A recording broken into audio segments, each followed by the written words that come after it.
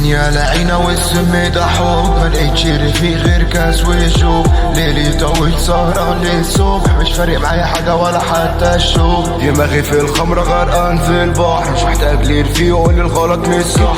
كيفي ويا انا اقوم متصفح، معايا البت في ايدي وفلوسي في وشوش.